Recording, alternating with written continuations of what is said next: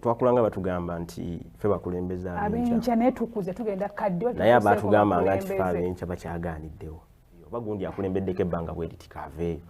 naye n'abali ku opposition abamu oluvannyuma lw'ebbanga nga waliwo abaana betulaba nti beeteeseteese bulungi nabo tebaagala kuva mu palamenti singa tukkaanya nga kitandikira na mu kibiina ku levo ya kibiina ti omuntu bwakulemberako ebisanja kale bisatu gy'emyaka 15 eri ebbanga wateekwa okuba nga waliwo omuntu eyeeteeseteese omulala tusobola ekikyatusumba wano mu Africa succession plan oba okuteekateeka omuntu agenda okusikira oyo kifuuse ekizibu. Kyakubiri omuntu ono awummudde bw'amala okuwummula addawa